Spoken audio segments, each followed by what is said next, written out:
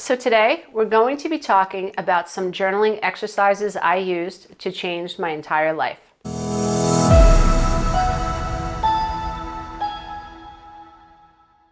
So my name is Lisa A. Romano. I'm the Breakthrough Life Coach. You can consider me a mindset coach, a personal development coach. I'm someone who helps people move beyond their past. Let's face it.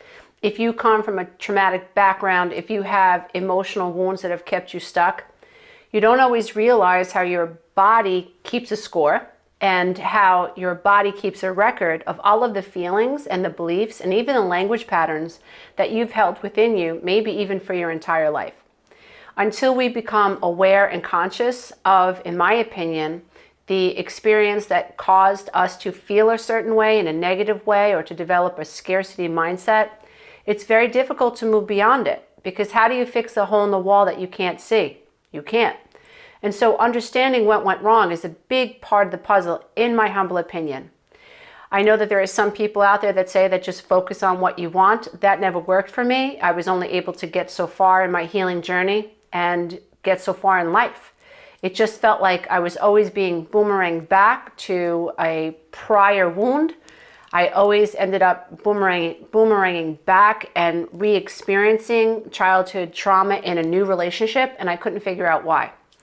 When I was first divorced, I thought, the reason I was in such a troubled marriage was because we were codependent, my ex-husband and I.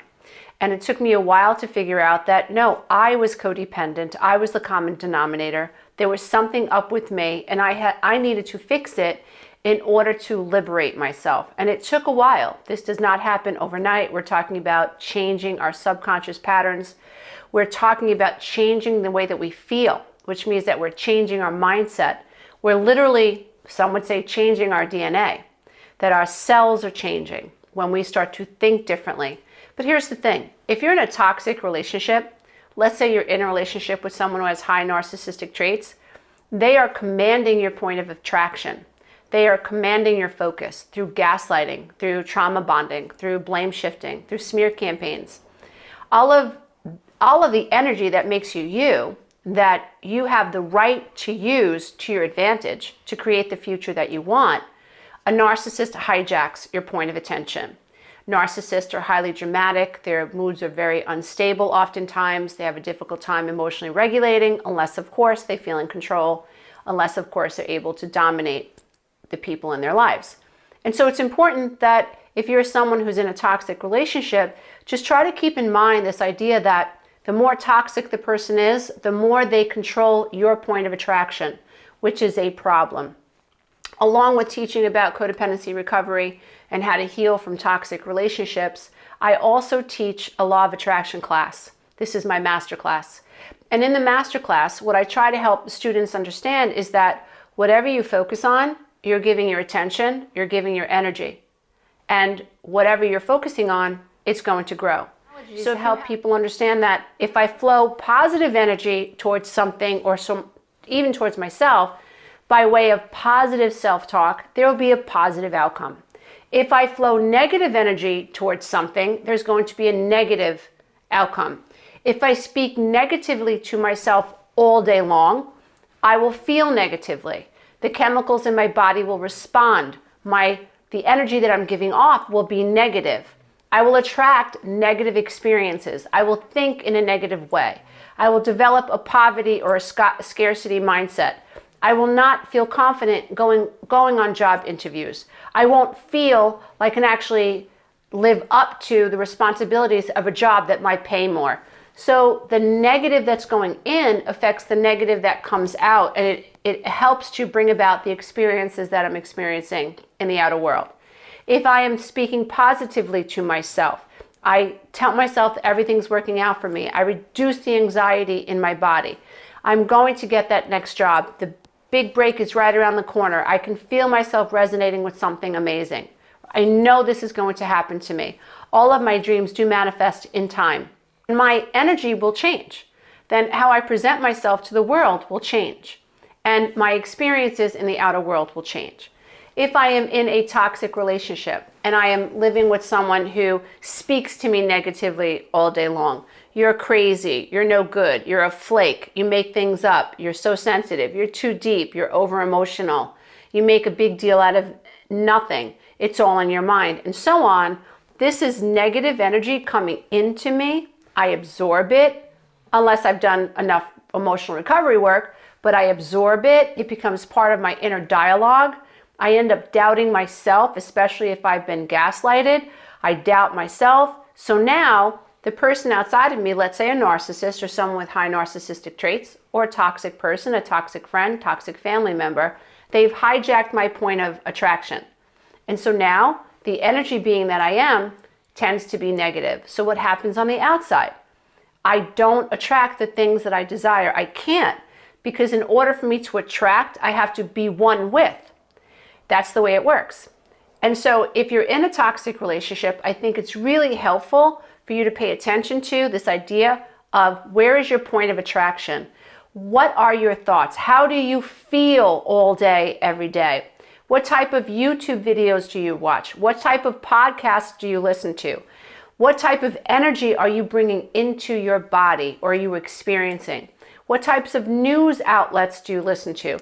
What type of comments do you leave on Facebook? What type of comments do you leave on TikTok? Are they positive comments or are they negative comments, right? So this is you becoming super aware of how you are showing up in the world, because that's everything. When I was going through my divorce and I started to get aware of this idea that I was part of this, that it wasn't just my ex, it was me, I was codependent. And I had 3 little kids watching me. And I had tremendous guilt and tremendous shame over the whole experience. I would think back to when I met him, I was young, I was 21 years old. What did I know? All I knew was that I felt this amazing attraction towards him, but I didn't understand that the attraction that I felt for him was rooted in scarcity. I was attracted to him, in my humble opinion, because his energy was so similar to my mom's. My mom was passive aggressive. My mom would withhold love. She would withhold affection. She was verbally abusive, sometimes physically. And so I began to understand later on in life, as I began to understand what codependency was and what toxic relationships were all about, and even what childhood subconscious patterns were all about, and I began to understand the power of the subconscious mind, that my adult life as a mom with 3 kids married to the man that I married, it could be no other way. So I was living out a holographic pattern. Whatever happened in my childhood had programmed me to resonate with this energy. And what was produced was a toxic relationship. The difference between my relationship and my mom's relationship with my dad was that I was a little bit more aware than she was. And I knew that I didn't want to live the way she lived, which was oppressed. I knew that there was something off with their marriage, and I knew that there was something off with my marriage, but as a codependent, all I wanted to do was fix it. So I tried to turn myself into a pretzel to get my ex to listen to me, to try to go into therapy, to stay into therapy, read books, to try to meet me at least halfway, so that we could work on our marriage and we could ride off into the sunset.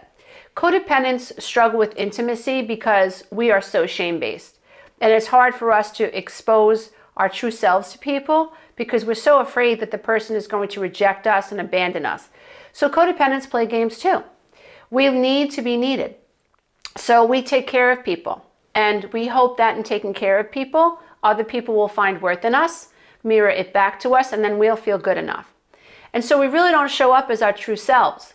And this gets us into a lot of trouble inside relationships because we end up feeling perpetually wounded, which is a lack vibration.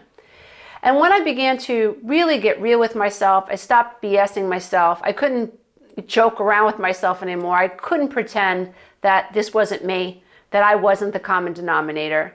Relationship after relationship was worse than the relationship that I divorced. I mean, that was very sobering. Like, I was in a very toxic, unhealthy relationship. I felt like I was going to die in that relationship. And yet, even out of that relationship, I was still attracting very toxic relationships. None of these men knew each other, so it had to be me. When I began to study the subconscious mind, when I began to understand the quantum nature of reality, when I began to understand attraction, magnetism, I could not separate myself from the idea that somehow I was attracting these relationships into my reality. And I said, what do I have to lose? If the law of attraction or the principles that govern time and space are real, and I learn to honor them, then I'm going to win. I'm going to win the game of life. And if they're not real, you know what? The worst that could happen is my mindset improves and I feel like I have more control. One of the many things that I did on my recovery journey was I journaled. If you know anything about my 12-week breakthrough coaching program, which is essentially a program that allows people to bridge the conscious mind with the subconscious mind through my guided theta brainwave meditations that are designed to really help the conscious mind become more aware of what happened in the past. Because I feel, again, in my humble opinion, that when we're able to make the connection, when we're able to bridge the divide between the conscious and the subconscious mind, we give ourselves permission to explore this landscape of suppressed and repressed emotions. It can be really scary though, because the emotions that we're suppressing are frightening and we never learn to process them. But something magical happens when you access these emotions and you know that you're part of a program, you know that there's a goal involved, and you know that it's your higher self observing these emotions. And so you learn to become the silent witness within. And it works. It's just amazing. So guided meditations are a big part of my 12-week class, and they're a huge part of my master class, which is the Law of Attraction class. And they're a big part of my Loving the Self video and meditation program as well. Meditations absolutely helped me heal my life. Now that was work I did in silence. That was work I did through meditation. But I also did conscious work, and that conscious work was journaling. And so I wanted to share with you one of my favorite journaling exercises that helped me move out of the victim mindset. It helped me move out of the codependent mindset. It helped me move out of the mindset of feeling powerless, like I am trapped inside the subconscious mind. I'm trapped by these faulty childhood beliefs. I'm so trapped by my childhood trauma. And it works if you do it. The thing is that this is not something that you do, you try it for a day or two or a week and you let it go. It's something that you adopt. It becomes part of your morning ritual. It becomes part of your daily ritual. You have to want this more than you want anything else. I was just talking to one of my Facebook moderators yesterday, and she said, when I took your classes, Lisa, I was done. I was done, so done. I knew that I could not go back. I needed tools. There were things about me that I just couldn't make the connections. And your program was there when I needed it to really help me recover and move forward.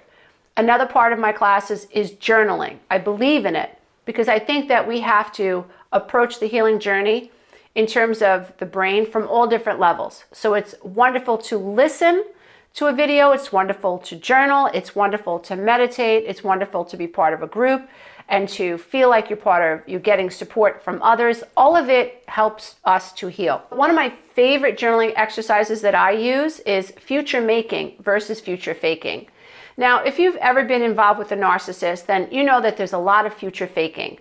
Narcissists tell you that they're going to move you to another country and they're going to live happily ever after. They're going to start another job and that's when they're going to be able to contribute to the home. They're going to marry you. They're going to take you on this amazing vacation. You're going to have 2.3 children. You're going to get a dog. Like all of this future faking stuff, it keeps you on the hook. And that's another way that a narcissist hijacks your point of attraction, which is your energy and your focus. So you are focusing on this future, all of your energy is going there, but it hinges on the narcissist doing A, B, and C, but the narcissist has no intention of doing A, B, and C. So you are held out in space and it never produces itself because the person who is supposed to be making this happen can't make it happen.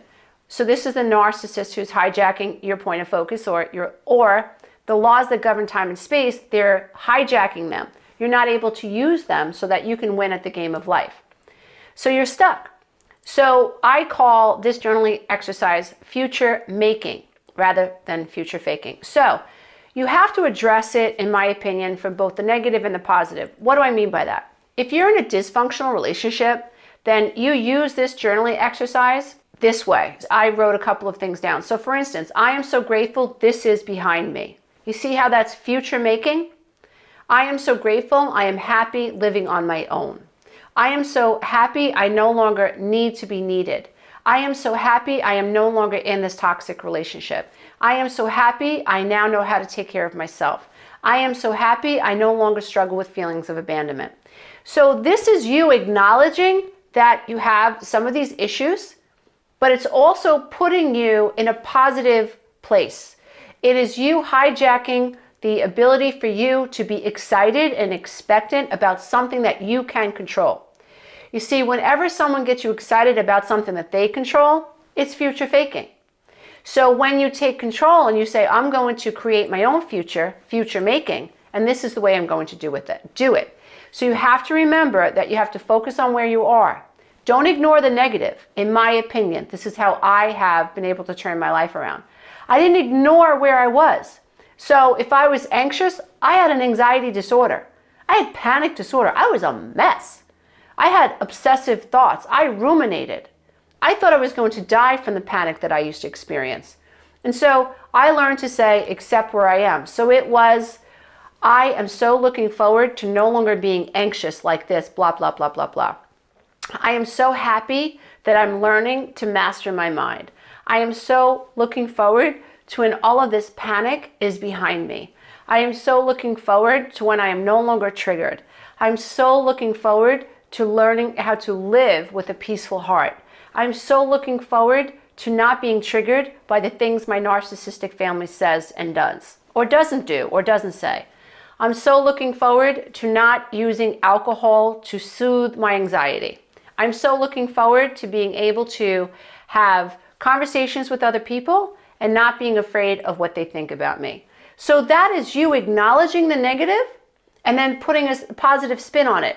And so that is the way that you would journal for future making when it comes down to you addressing things in your life that you feel are negative.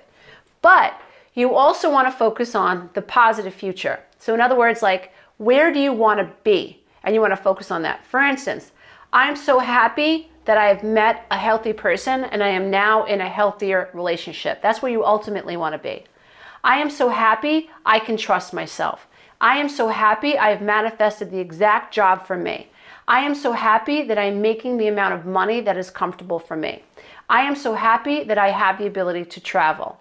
And so now it is step 2 of this journaling exercise is now you are really taking all of this amazing, expectant, hopeful, anticipant energy and you're placing it on a quantum timeline in the future. And it's all about you being positive about where you ultimately want to go. So now, how is this helpful? Well, when we are in codependent or narcissistic relationships, we're thinking about what we don't want. We're thinking about trying to avoid a negative outcome. We're thinking about how to avoid feeling ashamed, or how to avoid feeling abandoned, or how to avoid being rejected. We're super sensitive as codependents. We live in fear. We worry about what everybody else thinks about us. And so that's keeping us stuck. When I began to heal, I said to myself, I must let this go. I have to stop worrying about what this person thinks. How am I going to do that? For me, it didn't help for me to just focus on a future desire that I wanted. It wasn't enough for me. Maybe it's because my mind really works in a logical way. And once I started to acknowledge my truth, I was able to shift my energy. So Lisa, this moment does suck. You know, I am obsessed with my best friend. I am obsessed with what she thinks about me. I am hurt that she said this or she didn't do that. I am hurt. I am so looking forward to when I'm no longer codependent with my best friend. That's the way I address the future making. Never ignore where you are. I think that more and more we're going to find that mental health experts and professionals in the mental health industry are going to tell us more and more. You have to accept where you are. So that means if I feel jealous, if I feel envious, if I feel rage, if I feel depressed, I have to accept where I am. In order for me to shift where I am, I have to be able to make peace with where I am, so that, and use that contrast to help me decide where I want to go. And so when I acknowledge this is where I am, I'm feeling left out, I'm feeling unheard. I'm feeling a little bit invisible. I'm feeling very codependent. I'm feeling needy. I'm feeling vulnerable. I don't like the way this feels. And I'm so looking forward to when I don't need her approval. I'm so looking forward to when I have a healthier relationship with her. I'm so looking forward to feeling like I am my own person. This is you acknowledging exactly where you are, paying homage to it. You're honoring yourself.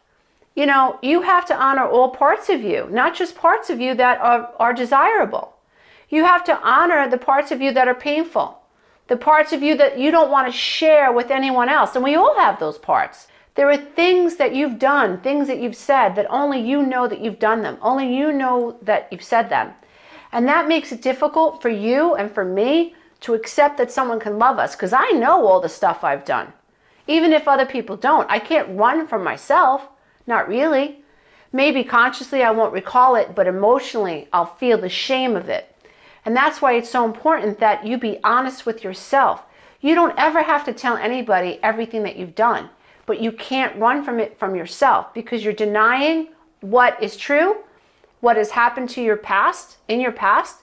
And if you don't acknowledge it and make peace with it, it will keep you stuck. And you won't be able to elevate yourself. And we've come here to be system busters.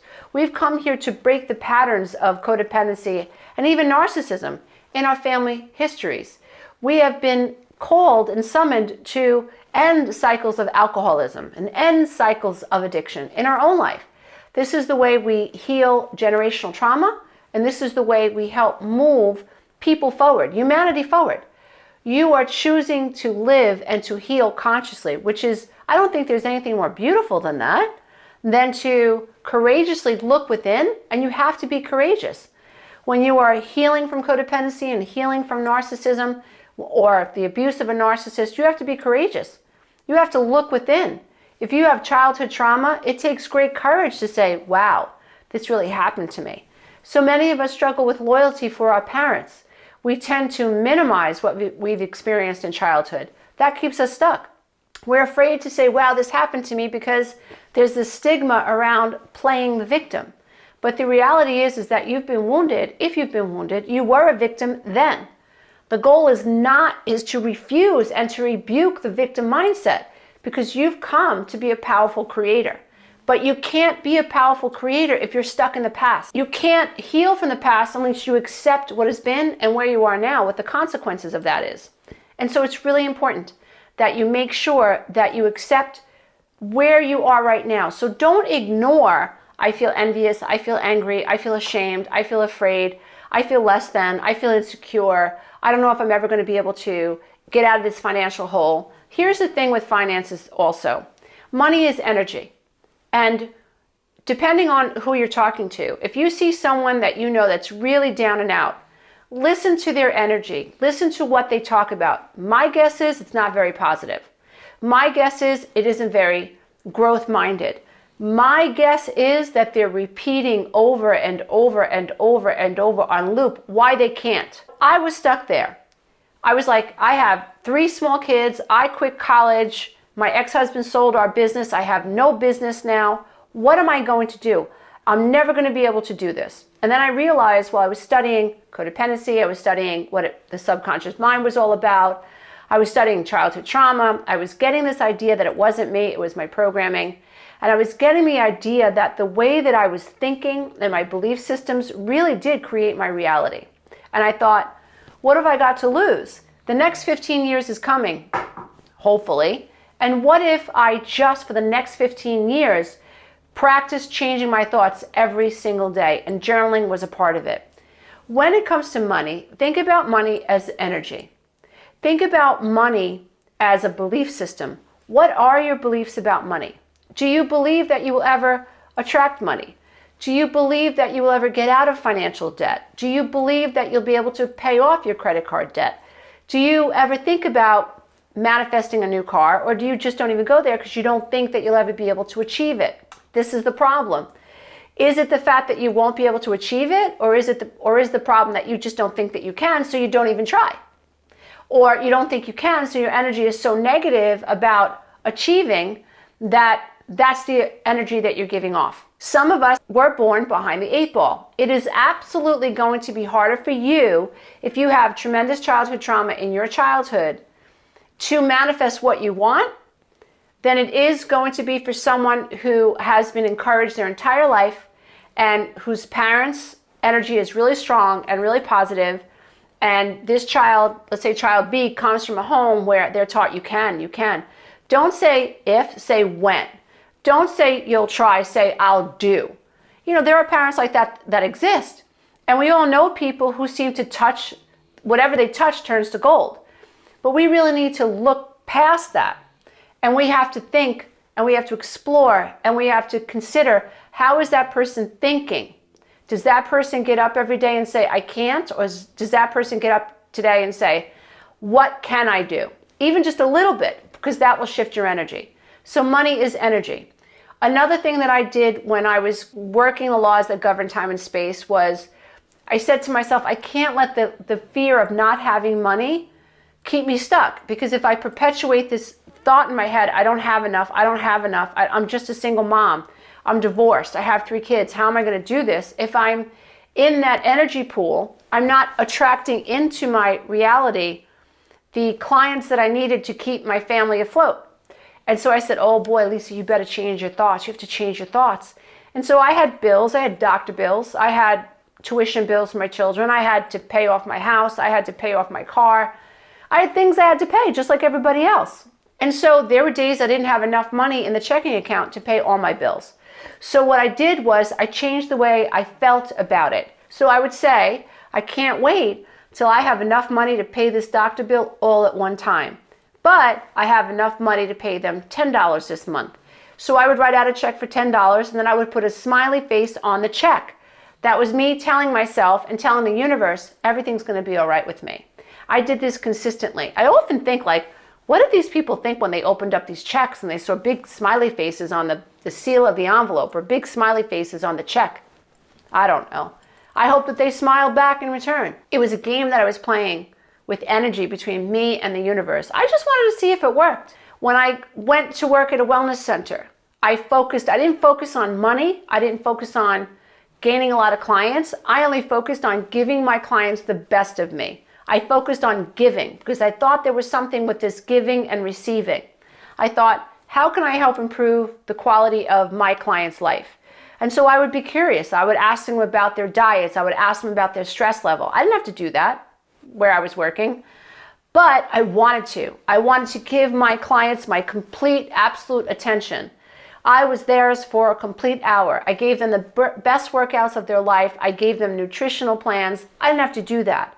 I would do things for them that I didn't have to do in the spirit of giving. And I wouldn't worry about receiving. Wasn't on my radar. I ended up being the top coach in that wellness center. In fact, one of the people that was running the business came to me and said, if it wasn't for you and your clients, we might not even have a gym right now. We might not even have this wellness center. That's how many clients I was able to work with in a month. It was amazing. So something was happening. I remember the first time I gave myself permission to get a facial. Facial? Who gets a facial?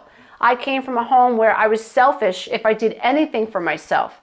My mother was a severe codependent woman who lived an oppressed life, and the idea that I would take care of myself annoyed her.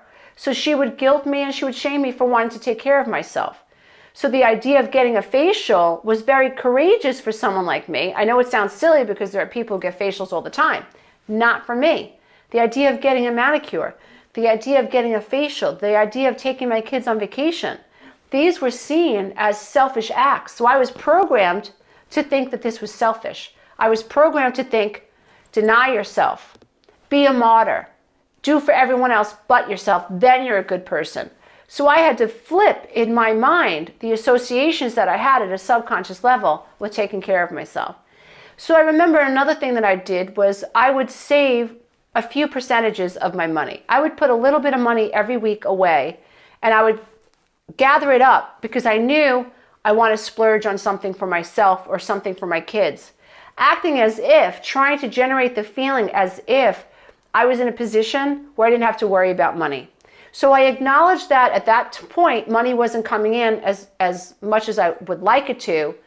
It wasn't, I had zero job security, because if my clients didn't come in, I didn't get paid. But I didn't want to focus on that. I wanted to focus on, I'm so grateful, I'm so grateful, I'm so grateful.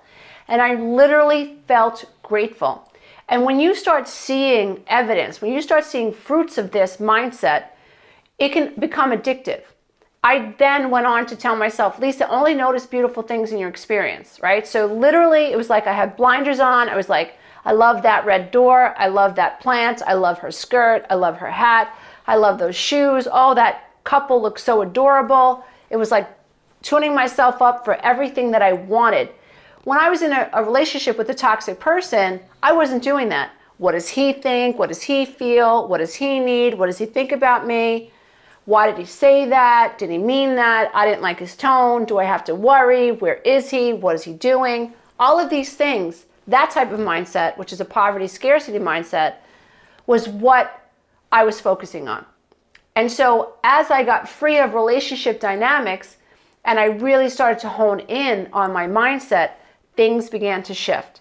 And I could see in my world that things were shifting. Relationships were the last thing for me to shift. I was able to manifest clients that kept me and my kids afloat. I was able to take them on vacation. I was able to take off the month of August and just spend time with them. Are you kidding me? Like, it was incredible.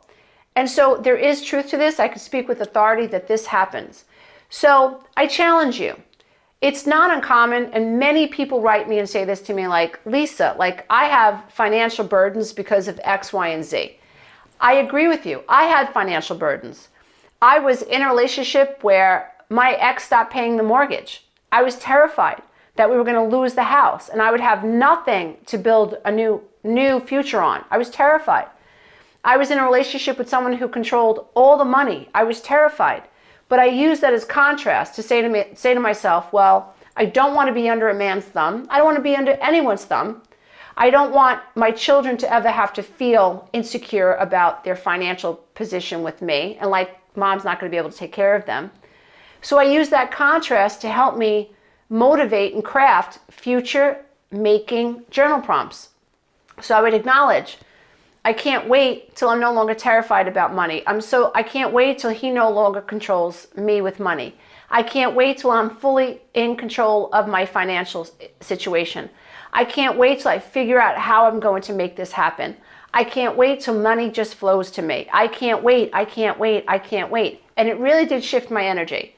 I get it that many of us who are in toxic relationships are controlled by other people. However, what I'm trying to do and encourage you is do this before you get out of bed in the morning. Imagine how you want to feel. Put it out there. You have nothing to lose. Remember, if I don't think I can, I won't. I won't even try. And it's not because I can't, it's because I'm not trying. It's because I'm not stepping into that. So what do you have to lose by saying, I can't wait until I'm financially secure. I can't wait until money just flows to me. I can't wait till I have a home of my own. I can't wait till I find the right job. I can't wait till a job falls into my lap. I remember I was looking for a video editor, and I thought to myself in my journal, I thought to myself, and then I wrote it in my journal, it would be great to have a video editor fall in my lap. And sure enough, on Instagram, someone made a comment on one of my posts. I don't know why, but I was drawn to click on her profile. It turns out that she was a video editor. That's how I found a video editor. Exactly the way I said I wanted to find a video editor. That happened because I'm tuned up for it. I can tell you that tuning yourself up for what you want while acknowledging what you don't want is really a key to changing your future. A narcissist wants to hold your point of attraction. You cannot allow someone who is toxic, an emotional manipulator, to continue to hijack your point of a focus, your point of attraction, your energy. That's exactly what they want. They want you to be so scrambled in your mind that you can't think about anything else but upsetting them or the fear of upsetting them. They want you walking around on eggshells. They don't want you thinking about your future without them. They don't want that, and that's exactly why that's what you need to do. Thank you so much for being here. If this work resonates with you, check out my book, Quantum Tools to Help You Heal Your Life Now. It is a book that will allow you to better understand how you, even if you are in a relationship with a narcissist can beat the narcissist at the energy game. Namaste, everybody. Until next time. Be careful out there. If you love this content, don't forget to check out the next video, and you can go to my website and take the codependency quiz.